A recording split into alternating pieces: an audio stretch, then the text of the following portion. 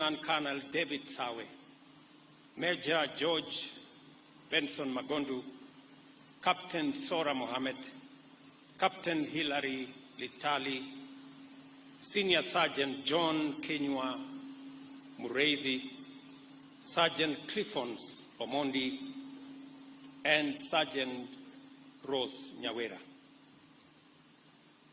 Indeed, it was a sad and tragic moment for us as a nation and for the KDF fraternity in particular.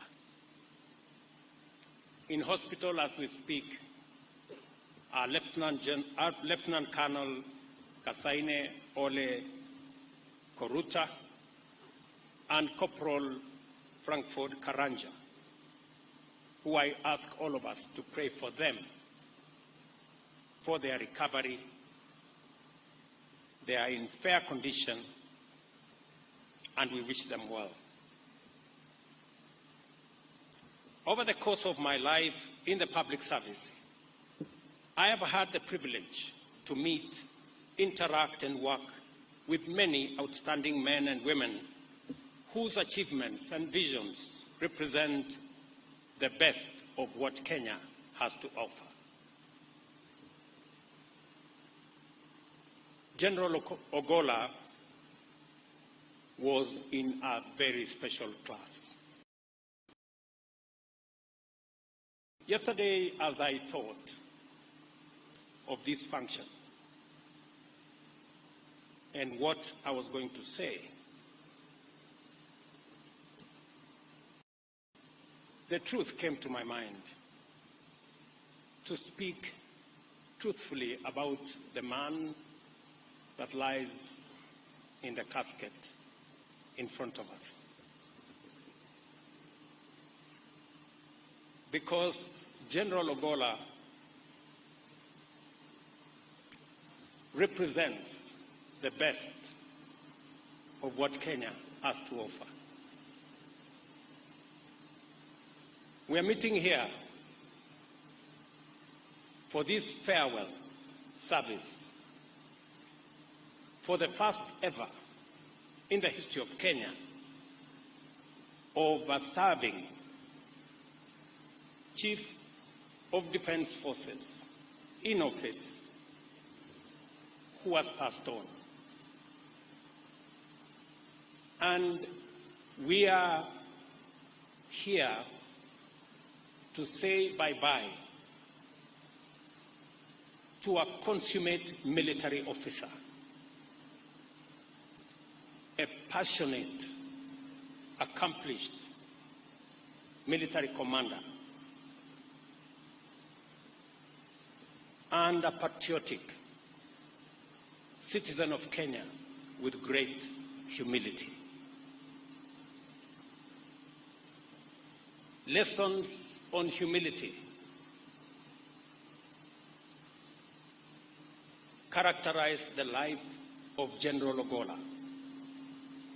Even in his death, he is giving us lessons and lectures on humility.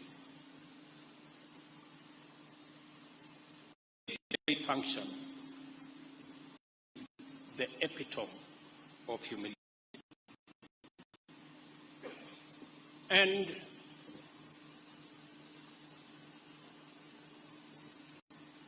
when it came time for me as Commander-in-Chief to make a decision on the next CDF,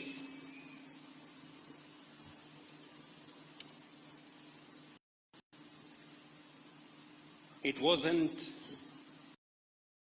an easy decision as it should. It's always a decision of many balances. But let me say this about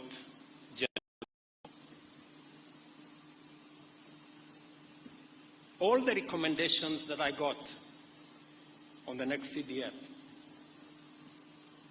and all the advice that I got about the next CDF did not include the name of General Ogola, unfortunately. But he was a military officer with a distinguished career.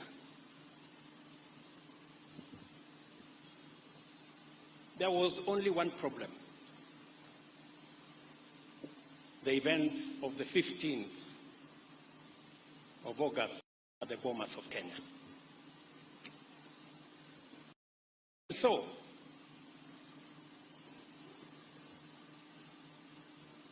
I asked General Ogola for a meeting, and I had a one-on-one, man-to-man, come to Jesus meeting with General Ogola.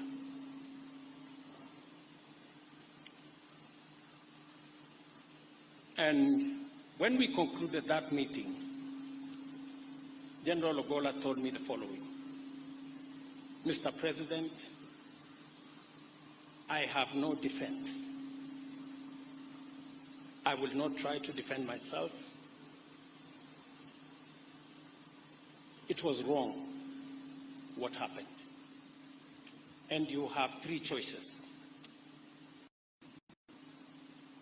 Either send me to court-martial, or have me retired, or forgive me.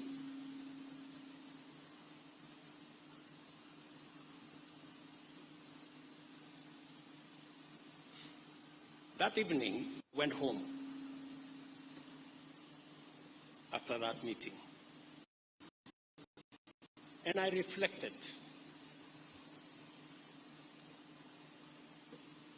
on what General Ogola had told me.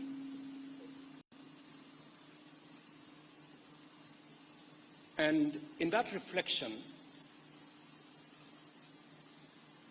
I thought of my own story and my own episode at the ICC in The Hague, where circumstances had conspired, and I was there. Secondly, I also reflected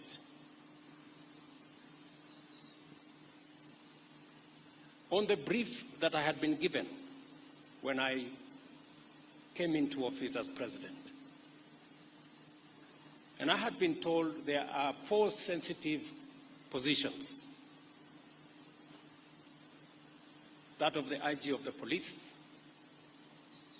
that of Interior, that of the Director General of NIS, and that of the CDF. And I had been told, you need to be careful who you appoint into these offices, because they mean a lot, and they are very sensitive. And I had even been told that, please, don't be shy to appoint members of your community. You will be safe.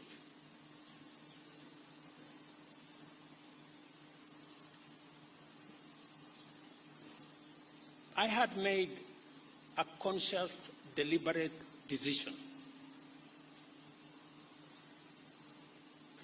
that we were going to take a different trajectory as a country, where merit, professionalism, and competence must come before ethnicity.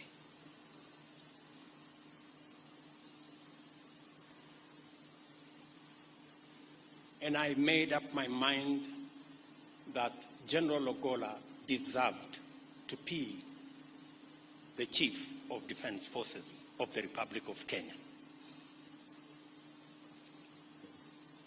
It is an appointment that I am very, very proud that I made. I am proud to bear the witness that General Francis Ogola stood head and shoulders among the finest of exemplary public servants. It has been an extraordinary privilege to work closely with him to benefit from his wisdom, experience, and insights, and to witness him in action, serving his nation with admirable commitment and providing excellent command leadership of the Kenya Defence Forces. As is tradition from CDF, and so it happened. Every day, either we talked physically, by phone, by WhatsApp, that General Ogola was the best that we could get. I am also aware that off-duty, General Ogola was involved in various services for the benefit of community, including youth motivation and guidance, and his extensive work as a Christian. Last year, on General Ogola gifted me a framed photograph. On one side was a Bible verse from the book of Isaiah, chapter 41, verses 10, presented in beautiful calligraphy that read, and I quote, "Fear thou not, I am with thee, not dismayed, for I am thy God. I will strengthen thee, I will help thee, I will uphold thee with the right hand of my righteousness," end of quote. On the other side of the photo, with multiple silhouettes of soldiers in diverse military roles, it was a thoughtful gift that embodied General Ogola's personality as a patriot, a gallant general, a Christian, and a visionary leader. He understood the value of defense for national tranquility and the obligation of the office of the Chief of Defense towards national prosperity. When I asked him that schools, 5 schools needed to be renovated, he didn't ask me for money. He went to his budget and asked his officers to reorganize the budget so that he could respond to the needs of children who were out of school.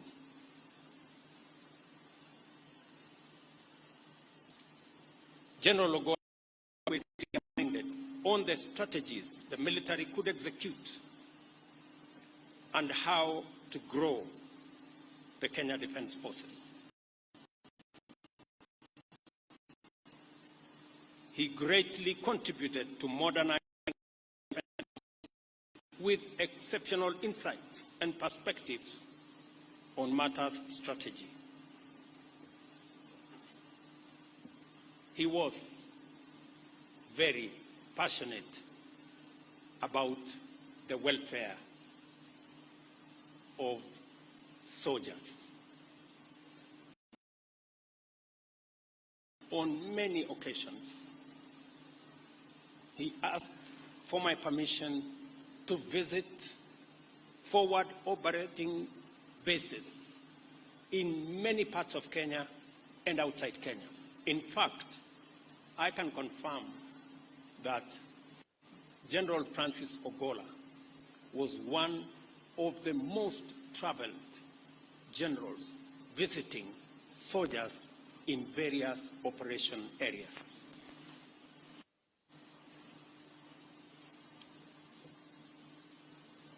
I, however, have one regret, that I will not be there to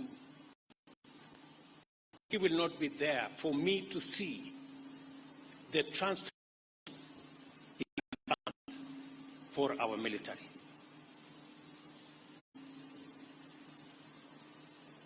I regret that he won't to drive the... As we gather here,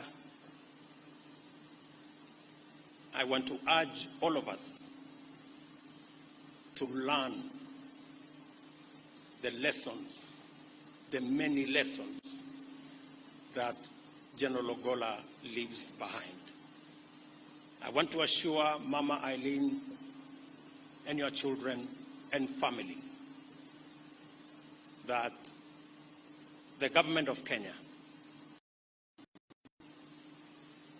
and myself personally will be there to make sure that General not only gets a decent send-off, but also his family will be looked after by the people of Kenya in honor of the great service General Ogola gave to this country. Finally, when General came to brief me about where he was going to go, and eventually he told me this Sunday in Siaya at the Anglican Church that they had built as a family, the Bishop of ACK, the Archbishop, would be there to consecrate the church.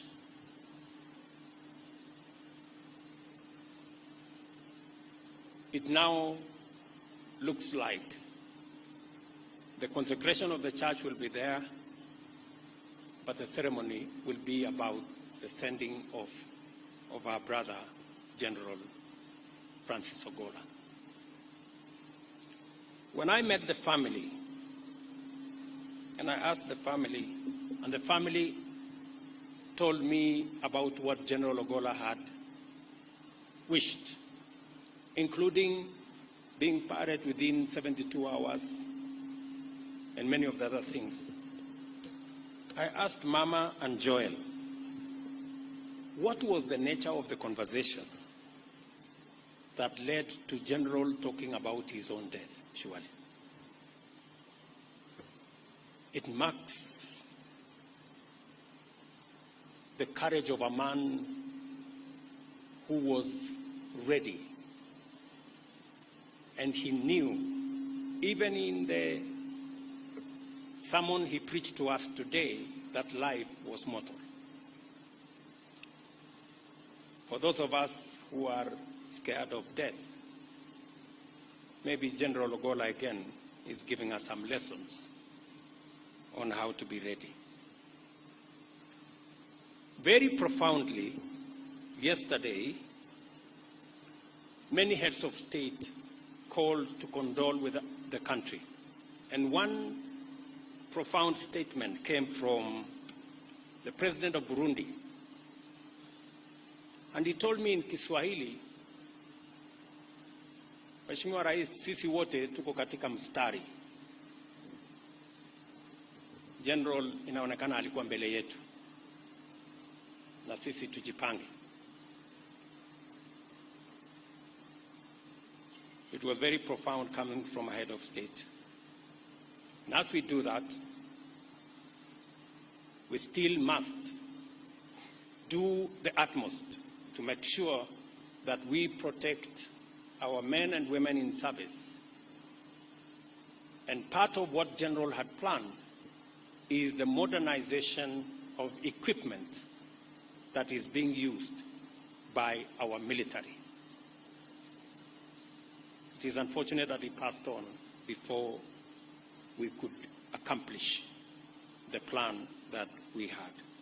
I want to commit to our military officers, men and women in uniform, like the way we are doing with the police. We now have a clear plan on how to modernize the equipment that is being used by our military. so that they can be safer and they can discharge their responsibility of securing our country better. Again, from Mama Rachel and my children, our very deep and sincere condolences to the family of General Ogola, and on behalf of the people of Kenya, to say poleni sana na Mungu awafariji. Thank you very much.